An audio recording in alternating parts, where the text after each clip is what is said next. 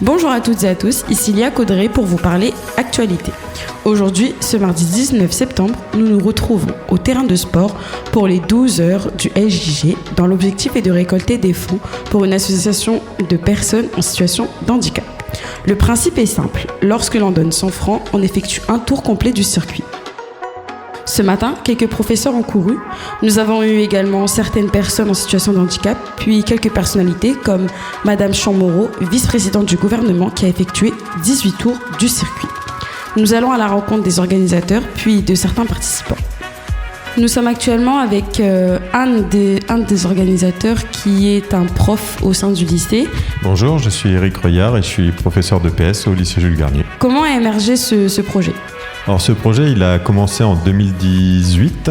Il y a quelques années, en fait, il y avait un jeune garçon qui s'appelait Allison, qui avait un gros problème cardiaque et ça avait fait un peu le buzz sur les réseaux sociaux. C'est-à-dire s'il n'y avait pas un mouvement solidaire qui arrivait à récupérer des fonds pour aider sa famille à sauver son cœur, le garçon allait mourir. Et donc, tout le monde, entre guillemets, avait un peu donné la main à la poche et on avait eu l'idée au niveau du lycée avec les athlètes d'organiser un relais de solidarité dans le but de récolter des dons pour Allison. L'idée avait très bien marché à l'époque et on l'a continué chaque année jusqu'à présent. Et en dehors du lycée Jules Garnier, y a-t-il d'autres participants ? Bien sûr, en fait, le relais est adressé à tout le monde, c'est-à-dire qu'en priorité aux gens qui vivent à Jules Garnier, que ce soit les élèves, les profs, les personnels de direction, de surveillance, etc.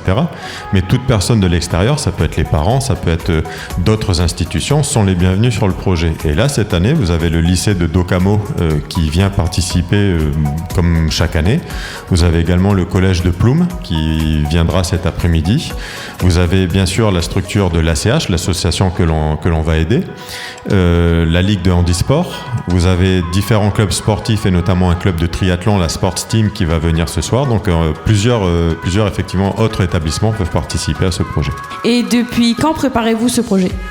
Alors le projet, maintenant il a plusieurs années d'existence, donc on se projette toujours d'une année sur l'autre, c'est-à-dire dès l'édition 2023 terminée, on se projettera sur 2024. Mais là, cette année, la particularité, c'est avec les élèves de spécialité EPS et d'option EPS, on a commencé à s'intéresser à mettre en place ce projet, à prendre des contacts, à essayer de voir un petit peu les différentes actions à entreprendre. Il y a plusieurs semaines, voire plusieurs mois, et donc chacun a apporté sa pierre à l'édifice, et donc le but, c'était de faire en sorte qu'en préparation et en déroulement aujourd'hui de la journée, tout se passe au mieux. Donc là, cette année, la particularité, c'est les élèves de seconde, première, terminale EPS qui ont donné la main sur le projet, donc qui permettent de mettre en place ce projet. Et en plus, l'association particulièrement qui est visée cette année, c'est l'association calédonienne du handicap, l'ACH. Et donc eux, ils sont les parrains de l'opération et c'est eux qui recevront les dons. La troisième institution qui aide cette année, c'est la Ligue calédonienne de handisport qui est venue ce matin et qui a mis en place en fait tout un tas d'ateliers, notamment un atelier d'initiation, enfin de découverte de ce que c'est que la cécité, c'est-à-dire le fait d'être non-voyant, avec des parcours un petit peu éducatifs, mais qui permettent de sensibiliser les jeunes à toutes les formes de handicap. Pendant cette matinée, combien y a-t-il de participants ?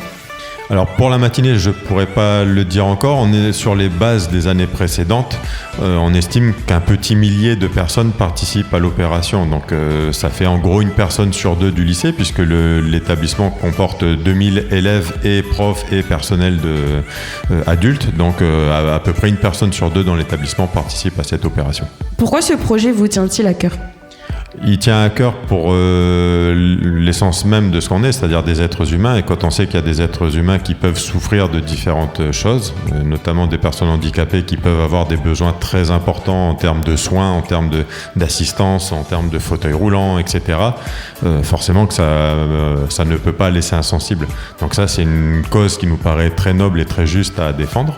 Et la deuxième chose, c'est le côté éducatif, c'est-à-dire si on peut, dès le plus jeune âge, dès le collège, dès le lycée, apprendre à aider son prochain à faire au mieux pour les gens qui nous entourent, c'est toujours une très bonne chose. Est-ce que vous avez un objectif de participation ? Ouais, on pourrait même dire qu'il y a plusieurs objectifs. Le premier, c'est le nombre de participants, donc il est quasiment de 1000 participants, donc on aimerait bien dépasser les 1000. Le deuxième, c'est le nombre de tours réalisés. Il date d'il y a quelques années, il y avait 5000 tours qui avaient été réalisés. Et le troisième objectif, c'est sans doute le plus important parce qu'il est concret, c'est le nombre, l'argent récolté, les dons récoltés, qui vont directement servir l'association pour acheter des fauteuils roulants, etc. Et donc le record, entre guillemets, c'est aux alentours de 450 000 francs de dons récoltés. Forcément qu'on aimerait que chaque année on en récolte toujours plus pour aider davantage les associations qui sont sollicitées. Merci beaucoup en tout cas et bon courage. Donc nous nous retrouvons actuellement avec l'APE du lycée Jules Garnier. Oui, bonjour, Marie-Claire Bouteiller, je suis dans le nouveau bureau de l'APE. Donc là aujourd'hui, si on est là, c'est justement pour aider les jeunes qui font tous les ans les 12 heures du lycée Jules Garnier au bénéfice d'une association. Que là, cette journée-là est consacrée aux handicapés. Donc nous, en tant qu'APE, on est venus, on a essayé de faire au mieux pour participer à cette organisation. Merci beaucoup en tout cas et bon courage.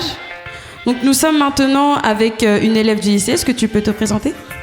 Bonjour, je m'appelle Waité Annie Selek, je suis en classe de T02 et je suis une élève de l'option EPS.